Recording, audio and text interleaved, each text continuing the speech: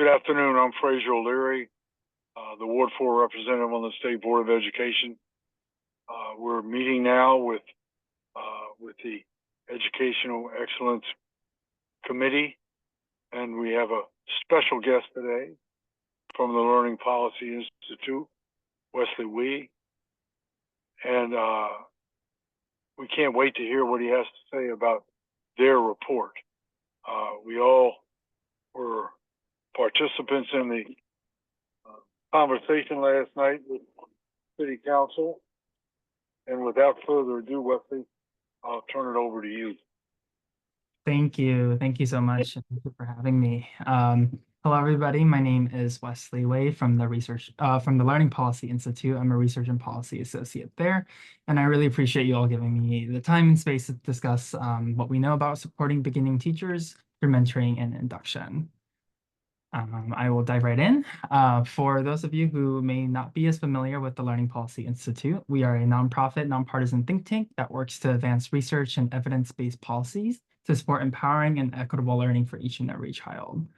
Our work spans a number of issue areas, so not just issues related to educator quality that we are discussing today, but also issues related to equitable resources and access, whole child education, early childhood education, among others. So today, I will first share a little bit about what we know from the research about the state of teacher shortages, as well as the importance of beginning teacher mentoring and induction, before turning to the current context within the district, including recent policy developments, as well as some findings from a survey that we did with the University of the District of Columbia on mentoring and induction. And finally, I'll just offer some questions and considerations that might be useful when discussing new policies around mentoring and induction in DC. And would love to wrap up by answering any questions that you all have and to just hear your thoughts. So first, just to provide some grounding context, I want to share about what we know about the current state of the teaching profession. We know this profession is one that faces severe teacher shortages across the nation that have existed since well before the pandemic. And nationally, at least 400,000 positions have been left either vacant or filled by a teacher who is not fully certified for their positions. In DC, based on a report released earlier this week by the Office of the State Superintendent of Education, or OSSE, the report found that around 1,100 positions within DC public schools, so excluding public charter schools, have been left either vacant or staffed by an undercertified teacher in 2023-24. And for context, there are currently about 4,600 teachers in the DCPS system. So in other words, just for DCPS, approximately 1 in 4 positions have been left vacant or staffed by an undercertified teacher, which is about double the amount of these indicators nationwide. Now, teacher shortages occur for a number of reasons, and one major contributor to these shortages is teacher turnover and attrition, or teachers who leave the classroom or the profession entirely. In DC, across both DCPS and the public charter school system, around 26% of all teachers moved schools, changed positions, or left the profession from the 22-23 school year to the 23-24 school year, which creates new openings for schools to fill. Around 12 of this 26% consists of just teachers who left teaching entirely, meaning that they didn't move schools and they didn't change positions, but they left teaching entirely. And this is a rate that is about 1.5 times the national average of around 8%. Furthermore, although what you're seeing 26% is about the average, there are some schools in both DCPS and the PCS systems where the turnover is significantly higher. Some schools reported turnover rates of half and even 2/3 of their entire teaching staff turning over in one given year, which can leave schools scrambling to fill these positions and these openings. Prior research has shown that not only does teacher turnover negatively impact student learning and learning environment stability, but they also have financial implications for school districts when replacing the teacher. Research has found that it costs a pretty good amount of money to replace a teacher, and it can range depending on district size. So anywhere from $12,000 in a small district to nearly $25,000 per teacher in a large district. So if we're looking at just that 12% of teachers earlier that I mentioned who left schools entirely, this can cost DCPS and the public charter school systems around $26 million in 1 year just to replace these teachers. However, I just want to note that this 26 million estimate is likely more on the conservative side, just given that there are also additional costs associated with replacing teachers who've moved schools or changed positions as well. Now, diving a little bit more into the DC context, in the 23-24 school year, around 23% of all DC teachers were in their first year, which is what you see here in the orange highlighted box. National data and DC data both show that novice teachers are disproportionately concentrated in schools serving students from low-income families and at times schools with higher concentrations of students of color. And as a consequence, already under-resourced schools bear the financial and staffing burden of not only having to work through the challenges of replacing teachers who leave, but also having to support the large number of new teachers who enter those schools in the following year. And as is the case nationwide, but also seen in DC, teacher turnover is particularly high for teachers who have just started their careers. So what you're seeing here in this graph is the retention rates of teachers when split up by their years of experience. And in kind of this first bar, you'll see that approximately a third of all teachers after the first year were not retained in the same school in the same role. And even teachers who are a little bit more experienced with 2 to 5 years are still turning over at rates higher than their more experienced colleagues. And we know that beginning years of teaching can be particularly difficult. So ensuring that teachers have the proper support as they navigate through the challenges of a new profession, a new classroom, and a new school setting can be helpful in reducing the likelihood that these teachers will leave. So one type of research-based lever to address these issues of early career turnover and attrition takes the form of beginning teacher mentoring and induction, which generally speaking is a program that offers support and guidance for beginning teachers during their transitions to their teaching jobs, into their schools, and to their education community. The research describes four main components of comprehensive induction programs, which is soon you will see these in bold. And in addition, given the variation across various mentoring and induction programs, there are some features that appear commonly that we have noted as well, and you'll see those nested within each of these research-based features. So one of the key features of a mentoring induction program, as the name might suggest, is that beginning teachers have access to high-quality mentoring with rigorous mentor selection. New teachers are paired or matched with effective mentor teachers of record who have been trained and offer non-evaluative and individualized observation, feedback, and coaching. It's also common to see that these mentors are compensated either financially or in the form of reducing teacher load that enables the mentor teacher to provide these personalized growth opportunities to their beginning teacher partners. It's also common to see the similar release time for beginning teachers too, so that they can also focus on this growth. In addition, new teachers also typically receive common planning time for regular scheduled interactions with other teachers. These programs also offer intense professional development opportunities, seminars, and orientations to kind of, or as the name again suggests, to orient teachers towards the teaching profession and to get them up to speed to what other teachers are doing. And there is also commonly ongoing communication and support from school teachers. It's common to see that these beginning teachers might receive extra classroom assistance during their first few years, as well as seeing new teachers getting the chance to interact with other teachers through networks or professional learning communities to learn collectively, and finally, to be given the opportunities to observe other teachers when they model classroom practices. We know from research that these programs are effective on a variety of important outcomes. First, we know that these programs help improve teachers' self-efficacy in their skills as a teacher, which is critical to build during their first few formative years, especially when establishing relationships with their colleagues, with their school leaders and administrators, as well as the wider community, like students and their families. These programs have also been shown to improve beginning teachers' classroom pedagogical practices and management skills, especially when teachers are able to see expert teachers model the practices, which then allows teachers to better focus on instruction and student learning. This, in turn, impacts teachers' willingness and choices to stay in the profession. A national study of induction programs found that beginning teachers who receive a comprehensive set of induction supports stay in teaching at rates twice those who lack these supports.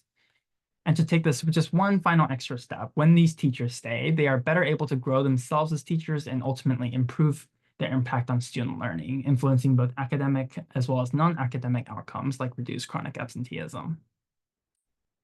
However, despite the literature that supports these early career supports, we also know that these programs are not routinely and equitably provided to all beginning teachers. Not all states require mentoring and induction as part of a teacher's early career, and even fewer fund them. In our case today, DC does not currently mandate a comprehensive system-wide induction program or induction standards with mentoring for new teachers, as you all may know. As of 2020-21, national survey data found that just 37% of early career teachers in DC reported that their school or district assigned them a mentor teacher in their first year of teaching, which places DC on the lower end of states in the percent of new teachers with mentors. There are a few things that are ongoing, including the DC public school system offering the Learning Together to Advance Our Practice, or the LEAP program, which does offer teachers a 90-minute seminar and a coaching touch point once per week. But this program is not centrally standardized or contains the personalization that induction programs typically offer. There has also been some interest in a 3-year induction program, as this was part of the collective bargaining agreement between the Washington Teachers Union and the DC Public Schools most recently. And one final thing I want to note is that earlier this year, OSSI announced that they were expanding a free instructional coaching program to DC public and public charter school teachers. So teachers who completed their prep in DC, so they graduated from a DC educator preparation program. And that is approximately a quarter of all first-year DC teachers. And those who are in their first 5 years of their programs are eligible. The press release that is linked here that you'll probably will be able to access later noted that 75 teachers are able to receive the coaching through this program. So while there is some headway being made, you can probably tell by the numbers that it has not quite yet reached all beginning teachers. So the context of DC mentoring induction is kind of what informs some of the findings that you all were able to see in the memo that was shared with you prior to the meeting today about both mentoring and induction generally, but also findings from a survey that was sent out to University of DC teacher candidates and alumni. The survey first reinforced the DC context in part because there is no formal mentoring induction program currently, that there was a general lack of awareness and clarity about these programs and the specificities and the supports that they can receive. In cases where mentoring induction was provided, the survey found that beginning teacher supports were not necessarily distributed evenly or equitably. Existing evidence suggests that during times of budget cuts or shortages of school resources, induction programs are typically among the first to go, which affects both the quality of these programs and equitable access to them. For example, one of the hallmarks of mentoring induction programs, as I mentioned earlier, is the quality of the mentor, that they're carefully selected, that they're matched with teachers by subject or grade as much as possible, and that they're trained on other things. However, access to formal mentors are not equitably distributed in DC due to resource constraints, and this in part helps explain the responses to teachers from the UBC survey when describing uneven assistance, varying levels of resources, and lack of principal backings for mentoring programs. On the other hand, I wanted to offer some examples from both states and districts to help illustrate how others have approached providing a statewide or district-wide mentoring and induction program. So first, Connecticut's district-driven teacher induction program for all new teachers was established in 2009, and it provides some of the features that I mentioned earlier, including a non-evaluative system of support focused on professional growth and reflective practices with paired mentors who offer coaching and guidance. Beginning teachers complete 5 modules related to classroom environment, planning, instruction, assessment, and professional responsibility, each with a deliberative process of setting goals, implementing their learnings, and receiving feedback on their practice. Next, Delaware has implemented a multi-year induction program to support and retain their educators by requiring all new teachers to participate in a 4-year induction and mentoring program to advance their licenses. This comprehensive induction program requires weekly mentor meetings, lesson observations, and are operated in professional learning communities. And one thing to note here that it is funded out of the state budget currently annually at around $300,000. And finally, Iowa has outlined minimum requirements for 2-year induction programs, and they also commit state budget financial support to help with the implementation across the state. And the induction program is tied to second-tier teacher licensure. In 2016-17, this program was allocated $4 million. And what's interesting here is that they are allocated on 2 districts or local education agencies on a per new teacher basis, in part to help pay for the mentor stipends and the program costs. And all 3 of these programs have been shown to improve teachers' instructional practices and contribute to teacher decisions to stay in the classroom. And additionally, a number of large school districts have also invested in their own mentoring and induction programs to develop their own new teachers, including the ones that you see on the screen here. So Boston, Chicago, Denver Public Schools, LAUSD, and Miami-Dade. And many of these have 2 to 3 year programs to support new teachers or to help new teachers work toward full licensure and certification. So based on the research and other state and district examples of mentoring and induction programs, I wanted to leave you all with some questions and considerations to pursue related to the provision and the equitable access to mentoring and inductions for teachers within the district. I will say first that I am encouraged by the attention to this part of the teacher preparation pipeline, and I hope that this conversation today will help continue the conversation around new teacher induction policies that guarantee support in a consistent, comprehensive, and adequately funded manner. But first, given the current uneven distribution of beginning teacher supports and resources, as well as what we know about the concentration of early career teachers in schools with fewer resources, one thing I want to ask or pose is how can we ensure that all new teachers have access to consistent research-aligned mentoring and induction supports? There are various initiatives through the district, from the LEAP program to OSSE's latest coaching program expansion, that offer some places to build off on top of the work that is already being done to support new teachers. Moreover, when looking at the substance of these programs, how do we ensure that these supports are individualized and tailored to both individual needs and school contexts? Here, it's important to consider that access to mentoring and induction are not only consistent across the district, but that the supports are of high quality, including important aspects such as mentor-teacher training and compensation, as well as protected time to meet and collaborate, among others. And additionally, as you'll likely know, mentoring and induction by itself may have some but limited impact on teachers' preparation for the classroom. So it's also important to consider other levers that are essential and that surround the mentoring induction program, both kind of before and after. So 2 areas that I want to flag just for further consideration are, one, whether teachers have access to high quality comprehensive pathways into teaching. Mentoring induction can build off of and extend the work of preparation programs, and ensuring that the programs are in alignment can help the transition from preparation into practice a little bit smoother. And finally, it's important to consider the role of school leaders in shaping teachers' experiences in their schools. School leaders are not only one of the more important factors in student learning, but they also impact teachers' working environment and conditions. So the ability to support beginning teacher mentoring and induction from the school leader capacities is one additional consideration to keep in mind. So these are just some questions to start or continue the conversations that have been happening recently and with regards to mentoring and induction in DC. And with that, I'll stop there and thank you all for your time. I'm also happy to follow up, by the way, with any references or sources that I mentioned earlier if it's helpful. But I would love to open it up for any questions or comments for discussion that you all may have. Thank you.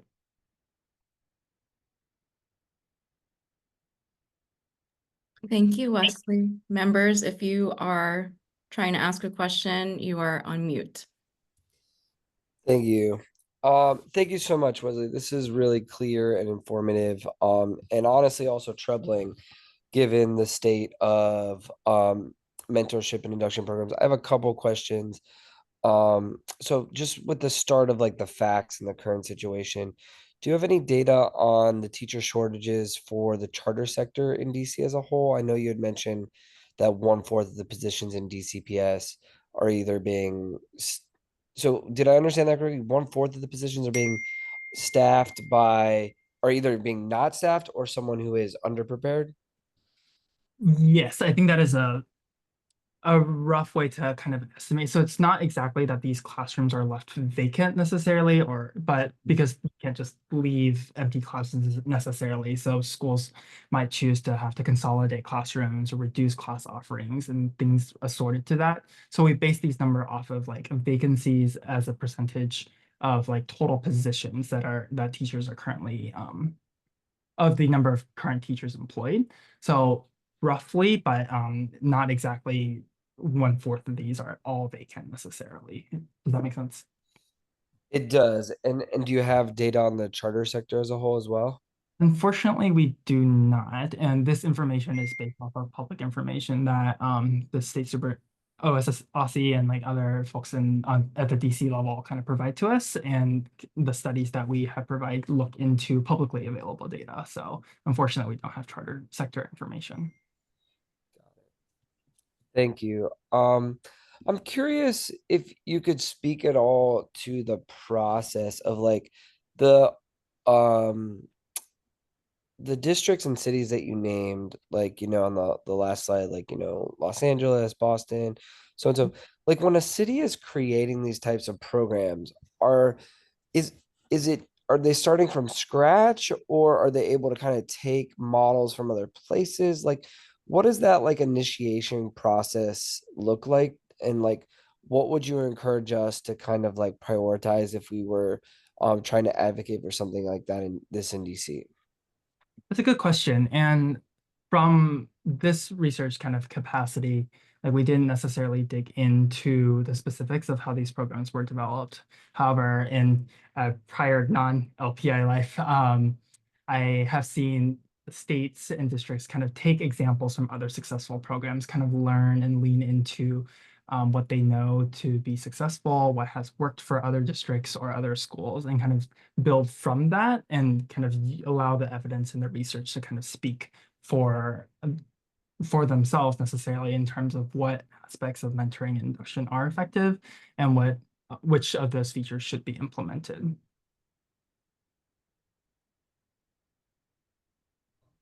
Thank you. I appreciate that. I mean, my other wonders, and I'll open it up to other members too, is just really how we go from like theoretically knowing what works to then also being able to practically provide those supports.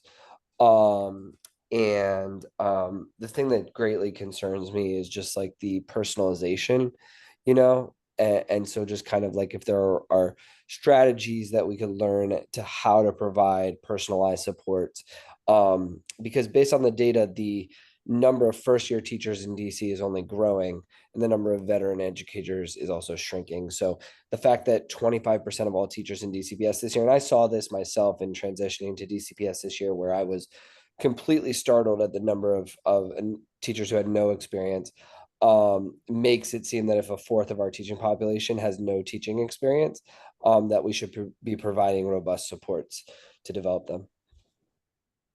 Totally. And I just will add one thing of it. It will differ just because, especially of how DC is situated, of neither, like it's not necessarily a state and how it functions as that unique position. I'm thinking about California, for example. They partner with like the California Teaching for CTC, which was responsible for their teaching credentials.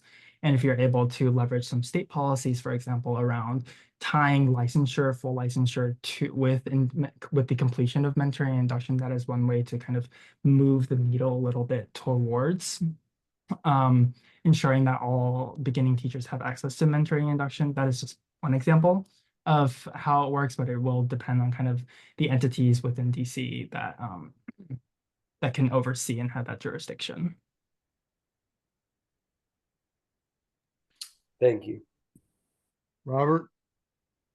Thank you. Thank you, Wesley, for this. This is very helpful. A couple questions. One, do you know, is the Aussie coaching program that you were referring to, is that the Ed Connective coaching? I'm not sure. Based off of what I could find, they haven't publicly announced what program that is quite yet. They just announced, I think it was earlier this year in March, that they announced that expansion. Okay. And you showed some examples of other states. Is the typical time frame for an induction program somewhere between 1 and 4 years? Is that what you're seeing? Most commonly, they're 2-year programs, and sometimes a third.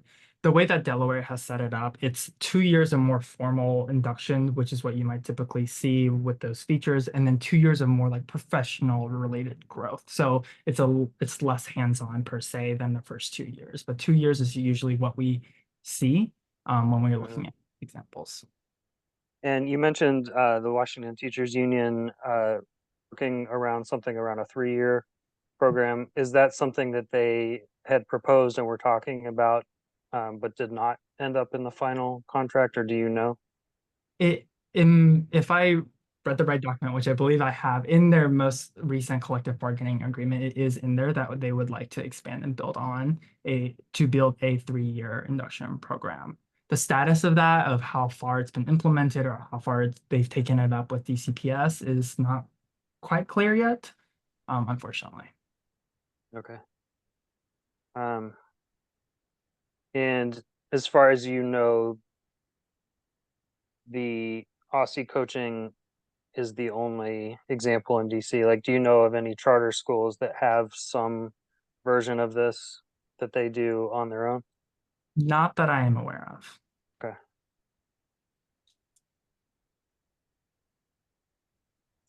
I think that's it for now, Fraser. Thank you. Okay, Robert, thank you. Mr. Way, did you have information from the states that have these mentoring programs about what happens to the first year with a teacher? The teacher's in the first year in the mentoring program as far as evaluations from the system and things like that? I think one of the features of what we know about mentoring induction programs is that the guidance and the provisions of these supports are non-evaluative in nature. So there are these observations, there are these walkthroughs that are conducted by their expert mentor teacher colleagues. However, those aren't necessarily a portion of how teachers are evaluated within whichever metric that the school might have for teacher performance. When I first started teaching, we all came in as temporary teachers. And then there was another step for probationary to become permanent. And sometimes it took a year, sometimes it took a couple of years, sometimes it took more than a couple of years to become permanent. But it was always a growth potential to it. Mm-hmm. And there's no system right now in DCPS I know of any kind of thing like that at all. Teachers are really at will employees as far as their evaluations are concerned, so that a brand new teacher could come in and be rated low enough to lose their job in 1 year, which everybody knows that I'm totally against. So that you don't know of any, and we did hear from several of the charters yesterday in the testimony about teacher retention, that some of the charters have mentoring programs for teachers. I know I heard about that from several of the people that were talking from the charter sector, but there isn't any kind of thing like that in DCPS at all. And like when Ben was talking about going from a charter school to a very prestigious public school, that he was just shocked with the number of young teachers. And I have only been away from my school. I was there for 40 years. And I've only been away for 7 years. But when I go back there, I hardly recognize anyone. And, when I talk about young teachers, it's really moot because everybody's younger than I am. But I'm talking about really, really, really teachers that are younger than my youngest children, kind of young teachers. And this is an emergency situation that we need all the help. I mean, your report was really helpful, and the information you're giving us post report is very telling, especially if you're talking about a quarter of the teachers just in DCPS, and also the fact that when we did a teacher retention survey in 2018, 2018-19, that the survey, we couldn't get any information from the charter school. And we really didn't get the information from DCPS. We got it from the union. And for me, it was very accurate because of what the reasons were why teachers left. But it was a very small survey total. It was enough to do a survey, but it wasn't even a quarter of the teachers in DCPS. So we've got a real problem on our hands. And like when you were talking about, and Ben was talking about getting information from all of the LEAs is a joke. I think you brought up some very good points, and I think one thing that is sticking to me is kind of your point about evaluation and kind of teacher performance. And I think that is part and parcel of the work that mentoring induction is trying to support, right? To offer them kind of this guidance with this expert mentor teacher. In theory, this program is also aligned to effective practices during their preparation that kind of can help translate into improved teaching practices, improved student learning, and they have this kind of assistance and guidance throughout their first year so that if they are being evaluated, that they have these structures and supports rather than trying to navigate teaching alone, which can often lead to higher turnover, feelings of isolation, and just like the overall working conditions that can negatively contribute to teacher retention. So there's that, and I have another point that I forgot, so which will come back to me, I'm sure. Well, that's the essence of what becoming a veteran teacher is from being a new teacher. And everyone knows my story that I had tremendous support from I was a student teacher, and then I was hired in the same building. But I also had tremendous support after I was hired from the people in the building, from my principal, from the staff, and from my fellow teachers. And that's what, I mean, I didn't have anything to base it on, but I know that's what made me want to stay to become a teacher who taught for 47 years. And I'm not a good role model for teacher retention because I taught for 47 years, you know. And now we don't have teachers that stay for 2. And it's no longer a problem of a financial problem. It used to be a real financial problem, but now it's not that at all. I mean, they mentioned yesterday, Robert and Ben and Jen, if y'all were watching, that the average salary for a charter school teacher starting is $60,000, Well, I mean, which is yeah, a that number little is bit. not necessarily accurate because a lot of schools don't Oh, I necessarily. know, So because it's the average one. yeah. But I think Yeah. to follow up on 2 points that you're making while we have Wesley here, Fraser, Wesley, like, I do wonder if it's a compelling piece around like, and I also got involved in this work, looking at the issue of teacher retention. In terms of the financial pieces, like that 26 million that you had mentioned, do you have a breakdown? Are you able to send us a breakdown as to like what are the main categories of costs so that we could leverage that in advocacy? Yep, absolutely. Broadly, they're kind of split up into 3 main buckets. One is around just the actual act of hiring, like interviewing, the time spent and the resources there. Another one is related to the training and the kind of the professional development. And then there's a third, slightly more kind of score related one. But I can follow up certainly with the research and kind of the how we got to that number. It's based off of a calculator that we developed at LPI. Thanks. Do you know if other states or even cities, like does the Learning Policy Institute have data from the charter sector? So like instance, like Fraser mentioned that Kit yesterday said that they have their own kind of training program for teachers. But to me, it's important that we can evaluate how effective it is, right? Do you have data in other places, from a charter LEA or even from a state education agency that looks at the effectiveness of mentorship or induction programs in the charter sector? Within the charter sector, not off the top of my head, but I can certainly look into it and ask my colleagues for examples and then get back to you if we have information.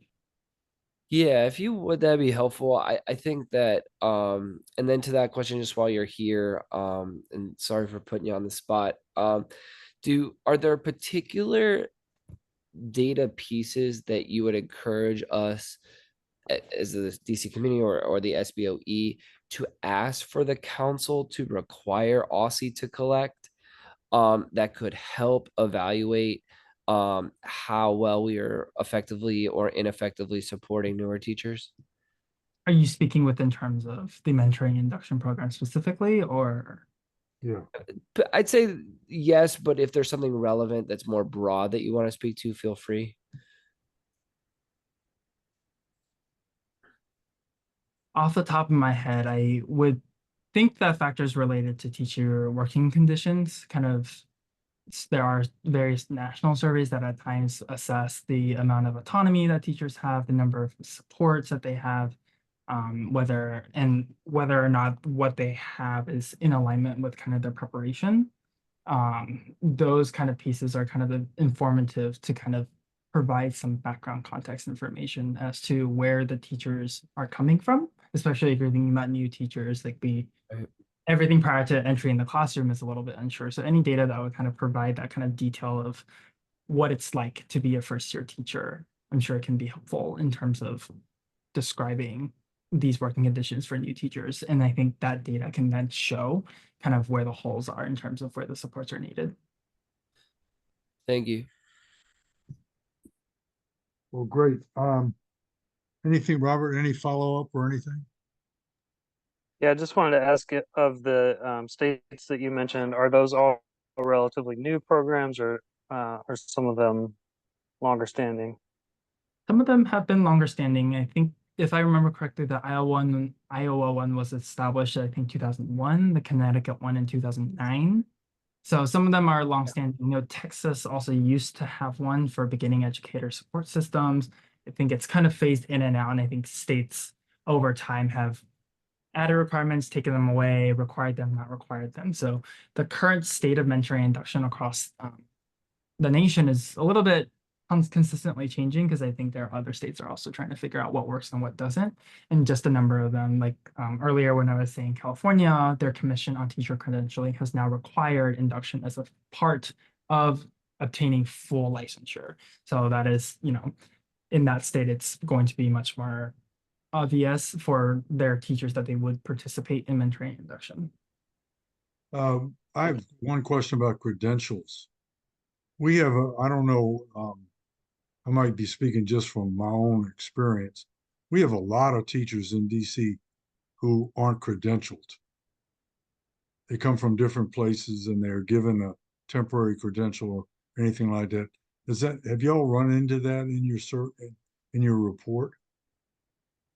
We do see that there is in Paris, just there are fewer teachers going through what you consider quote unquote traditional teacher prep now. A lot of them are going through shorter routes into the classroom. I think this is partially in response to just the demand by schools to staff the classroom, Right. but also, but then you encounter this issue of teacher quality and their retention versus we just need people in the classroom. And I think that's a trade-off that is maybe not worth having at times. And so thinking about longer route and long-term investments into increasing teacher quality. So not just the mentoring induction, but kind of again, stepping back into the preparation world of how can we provide comprehensive preparation such that these teachers can even have, for example, a year-long residency that can ensure that they are allowed to, and that they can have the opportunity to observe in without being the teacher of record prior to entering the classroom, which can kind of help them get over the bump of transition. Like all these things kind of can help kind of stymie that flow and hopefully build a stronger teacher profession such that you're not as reliant on these shorter term temporary credentials. When I first started teaching in DCPS, about 3/4 of the teachers had come through the DC Teachers College. So that when they came to DCPS, and there was only DCPS then, they were already credentialed because they've been through student teaching. They've been through all the education courses that they need. We have a lot of people in the buildings now that haven't gone through any kind of teacher preparation.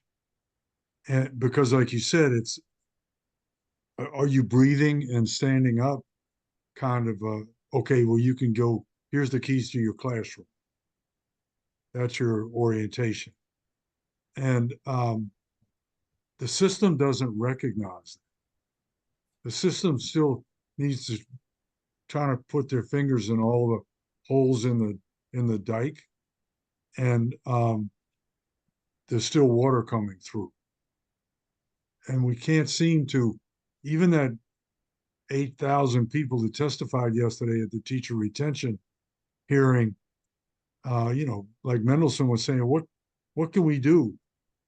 Kind of thing. And because the mayor is oblivious to the fact that, because when Farabee gives her a report on teacher retention, he says, oh, we're doing really well because we only have a 20% attrition rate. And that's enormous. So that's the battle we're faced with. And we really appreciate your report and your report today. And we'll, if no one has anything else, we'll let you go. But I we're not. have one final question. Sorry, Fraser. Sure, no, that's fine. Thank you. Wesley, I'm just curious. This may be controversial and it's just meant to be factual. Does the Learning Policy Institute, have you done any studies on the effectiveness in DC or nationally of Teach for America teachers in urban classrooms? We haven't looked into TFA specifically, no. Okay. Thank you. All right, well, thank you so much, Mr. Way. This has been eye-opening and extremely helpful. And when we saw the report, we wanted you to come and talk to us, and you fulfilled everything. So the check is in the mail, but don't cash it quite yet because we don't have any money. Thank you, Well, Wesley. thank you so much. Thank Thank you. Bye. All right, fellas. Jen's got an SBOE shirt that we haven't seen yet. I don't know. I thought we gave these to you already at the working session, but I I've might be got- wrong. I've Oh no, got we one. asked for your sizes. So you have to tell us your size first. Okay. All right, where are we, Jen? The only other agenda item was, and which you've already done a little bit, is kind of debriefing yesterday's hearing, or if you want to talk about any next Okay. steps or action items with everything that Wesley just shared. Did you watch the hearing? Karuna and I have watched, between the two of us, some of it, but not all of it, because it ended up being very long. So, but we will. Well, when did they stop?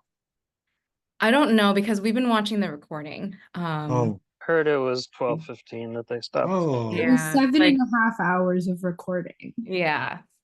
wow. Like Chancellor And- Fairfax and- didn't go on until around 10 p.m. But the good news is there was a lot of information just I could lie to you and tell you I watched it till I fell asleep, but I didn't. I watched it until our panel was over. And but even that was a lot of information, very valuable information. What we can get we gotta get that governance and that data warehouse. They have to do something. That's what the council could do, especially the warehouse, so that we could get real information, not only about teacher retention, but there's a way to solve this attendance and truancy problem if the system was honest about the figures and would react to the figures. But they're hiding everything under the rug. What else, Ben or Robert? What else did you glean from that meeting last night? So related to the discussion we're having today, I think that if I'm connecting the right dots, Elizabeth Ross was talking about the coaching program, which I believe is what Wesley was referring to. And that is through Ed Connective, which is like an online coaching program. So if that's the case, then it's not the same as what we're talking about here. So Oh, hell no.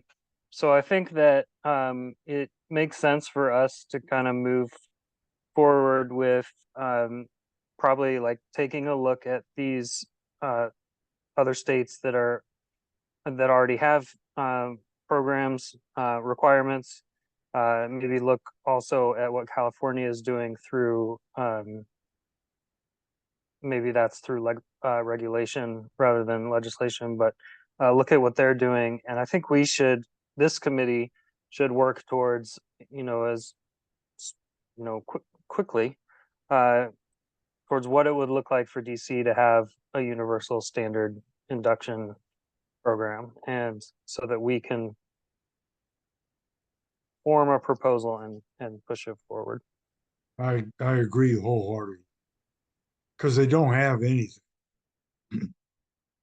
As a matter of fact, when I retired, because I did workshops for teachers when I was still teaching for AP teachers, just to help them, mentor them. But I've volunteered to do a workshop for brand new teachers for the last 7 years with OSSI and with DCPS.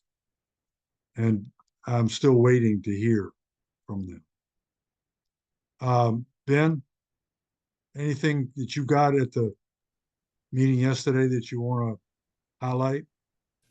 I mean, I think you all touched on some of the big things. I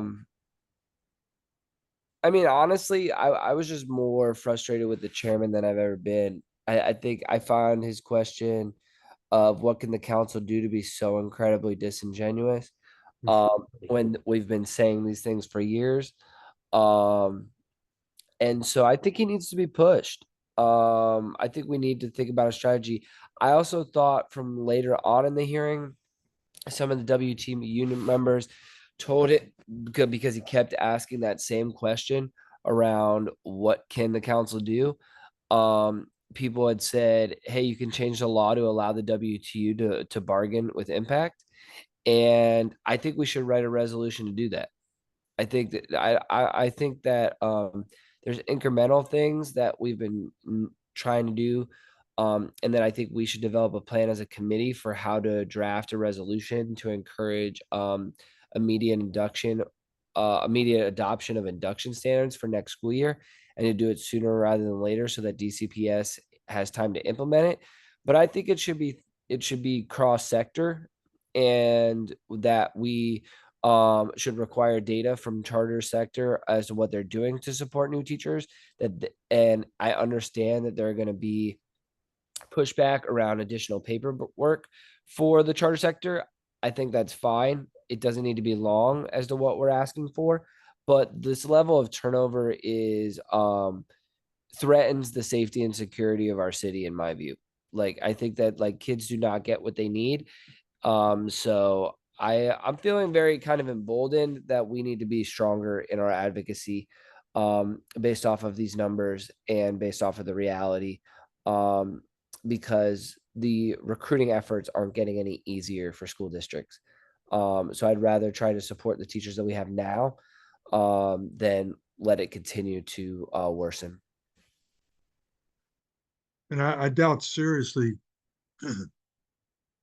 if any resolution that we propose about mentorship, induction, and impact, that we couldn't get the votes to pass the resolution. So I'm sure that we could get the votes. So maybe I phrased that wrong. But so I agree. We need to get to work on that right now. I mean, because if we, in another space, we would want to talk to the people from California, talk to the people from Delaware, talk to people from Connecticut, and get information and stuff like that. But all it's going to be is adding icing to more icing on a cake kind of thing. And I agree. We need to be much more proactive in a resolution that calls the LEAs on the carpet to get some work done. Yeah, I think we can work collaboratively to flag this for charter schools now too. I mean, this needs to be a huge focus. Like, I mean, teaching is hard and it's incredibly hard for newer teachers. And there needs to be plans in place. All we're asking for is plans. The fact that they think it's okay and acceptable to not have a plan right now is ridiculous. I agree. All right, well, where do we go from here, Jim? Not from this meeting, but So in regards to the resolution and what you all were just discussing. yeah, So there, as you know, the state board has a working session on a week from today. So that's not enough time to do a at least, resolution. yeah. Yeah, I know that. But you all should bring it up during the committee updates. And you can at least start the discussion with the other members. I'm also going to follow up with Wesley to get his slides. I will upload them to Dropbox so you all and members of the public who are watching this can see the slides. And then I can also work with you all on, any other moving pieces, but it sounds like this resolution is kind of at the forefront. Am I missing anything, members? So I see probably two resolutions, one around deduction standards and one around impact, collective bargaining on impact. Yeah, I would think so. Is that too much at one time? Can we have two resolutions at the same time? I mean, I've never been on a committee that had two resolutions at the I same. can check our bylaws and SOPs, but I don't see why not. But I will Good. check. I'm sure it's Good. fine. And I can also help write. Happy to help Good. write. Great. Great. I also think, I mean, I don't know about strategy, but also to me, like the topics are united around, well, they don't, I mean, impact can be part of a teacher retention conversation. It can also just be a part of a teacher development conversation. So, I mean, I do see, I guess, value in separating them, as well. The other thing that, Jen, this is just a personal thing, but might be helpful for others too. When you post the slides from Wesley, can you send the link to the Dropbox? Sometimes I have trouble accessing it directly. Just want to make sure I'm in the right place and I can save it because I have a new computer and I can save it as a on my bookmarks. Yes, I can directly link to the exact folder that it will be in. Thank you. I Good. appreciate that. All right. Thank you for an incredibly productive meeting. And everything we're talking about is educator excellence that ties into impact and evaluation and wellness and experience. Because what we want to build, what we should want to build is an education system in the city is one that we're proud of and that teachers want to come to teach. And the only way that we're going to get teachers to be experienced teachers is to make sure that they have been mentored and have been helped to become experienced teachers rather than shown the door by a faulty evaluation system or whatever, or bad leadership, those kinds of things. Because those are the two main things that teachers in the survey that we did, why they left. It had to do with building climate and the impact system. Thank you, Fraser. Sure. All right. Thank you all very much. And we'll see you in a week. All right, Bye. thanks Thank you, everyone. everyone. The day after the election.